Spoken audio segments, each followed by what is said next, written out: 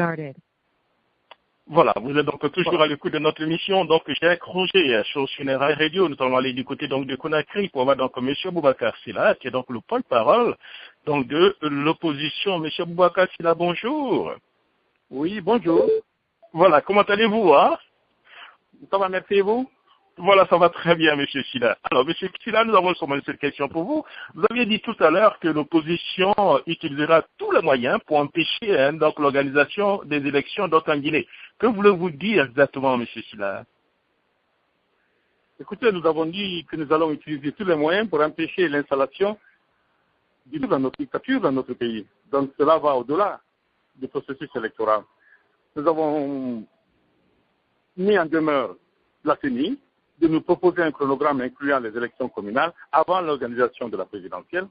Nous avons dit que si cette condition n'était pas remplie par la CENI, la Commission électorale nationale indépendante, il y a certaines mesures que nous allions prendre. Aujourd'hui, une réunion de l'opposition plénière a été tenue, et cette réunion a regroupé pratiquement tous les partis politiques de l'opposition. Nous avons donc décidé de mettre en œuvre ces mesures que nous avions retenues il y a à peu près une dizaine de jours. La première mesure, c'est que nous avons décidé de suspendre notre participation à l'Assemblée nationale. Il s'agit des députés des deux groupes parlementaires de l'opposition, le groupe des libéraux démocrates et celui de l'Alliance républicaine, auxquels ont décidé de s'ajouter deux députés de l'UPG de M. Jean-Marie Doré, ce qui fait un total de 51 députés sur les 113 qui siègent à l'Assemblée nationale. Ça fait à peu près 45% de l'effectif du Parlement qui va cesser de travailler à l'Assemblée nationale. Je pense que ça va délégitimer un peu plus l'Assemblée nationale du fait qu'elle va être amputée d'une frange importante de ces députés. Deuxième mesure que nous avons décidé, c'est de ne plus reconnaître la Commission électorale nationale indépendante comme organe de gestion des élections. Nous estimons donc que cette structure ne joue plus son rôle, elle n'est plus impartiale et neutre, et en conséquence, nous avons décidé de rejeter systématiquement toutes ces décisions et toutes ces résolutions. Troisième chose, nous avons décidé que nous ne reconnaîtrions plus les délégations spéciales. Les délégations spéciales, ce sont ces entités qui ont été mises en place par le professeur Alpha Condé, pour certaines depuis 4 ans, pour se substituer aux conseils communaux et précisément aux maires.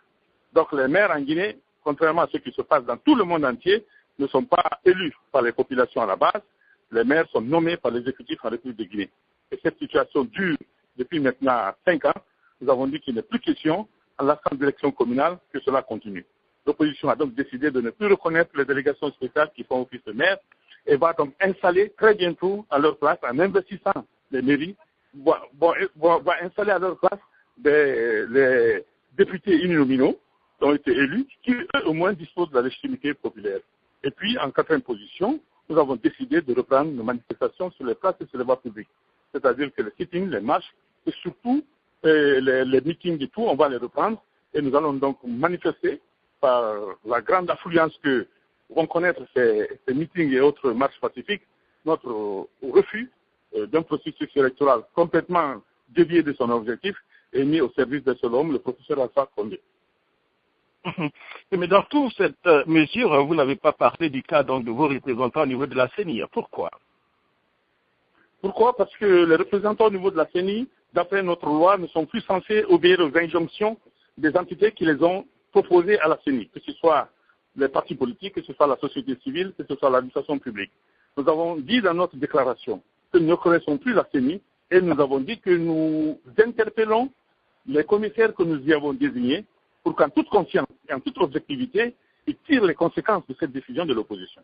Donc nous attendons que d'eux-mêmes, ils décident de quitter la CENI, puisque de toute façon, la CENI ne peut plus jouer son rôle. Et le serment que tous les commissaires de la CENI ont prêté le jour de leur entrée en fonction, c'est-à-dire celui de faire en sorte que l'institution soit toujours neutre, impartiale et au-dessus de la mêlée, ce serment ne peut plus être tenu dans la conjoncture actuelle, parce que la CENI est devenue un instrument au service du professeur Alpha Condé. Elle est obéie à ses injonctions, donc c'est une CENI qui a perdu toute légitimité à nos yeux. Monsieur Silla, est-ce que vous croyez qu'on peut organiser des élections cette année au niveau de l'opposition? Est-ce que vous pensez que ça fait... On se pose tous la question de savoir comment on peut aller à l'élection présidentielle sans les élections communales, d'autant que le mandat des mairies et je dirais même de tous les représentants locaux, que ce soit les chefs de quartier ou les chefs de district, ont expiré depuis 2010. C'est-à-dire que cela fait 5 ans qu'on vit une situation totalement illégale, où on a des personnes qui exercent des mandats pour lesquels ils ne sont pas élus, contrairement aux dispositions de notre Constitution. Pour nous, il est parfaitement possible, et les commissaires que nous avons désignés au sein de la CENI sont formels à ce sujet, il était parfaitement possible d'organiser des élections communales et présidentielles avant octobre 2011. Tout est mis en œuvre aujourd'hui pour que les élections communales soient susceptibles de pouvoir être organisées juste dans un délai maximum de 60 jours, parce que c'est le délai requis par la Constitution pour la convocation du corps électoral. Donc dans 60 jours, on peut parfaitement organiser les élections communales sans compromettre l'élection présidentielle d'octobre. Donc il s'agit d'un refus des autorités, il s'agit d'une simple volonté de maintenir en l'état le dispositif de fraude mis en place par le professeur Alpha Condé et constitué de personnes nommées, désignées par lui, c'était fonctionnaires aux ordres ou alors des activistes du parti au pouvoir, qui occupent aujourd'hui ces fonctions de représentants des localités, de maires, de chefs de district, de présidents de quartier, et ce sont ces personnes qui sont les maillons forts du dispositif de fraude de toute l'architecture qui a été mise en place pour la mascarade électorale prévue à l'occasion de l'élection présidentielle. Et ça, nous ne l'accepterons pas. Voilà. En tout cas, merci beaucoup, M. Aboubacar Sylla, et surtout, bonne chance. Merci beaucoup, nous en avons besoin. Oui. Au revoir.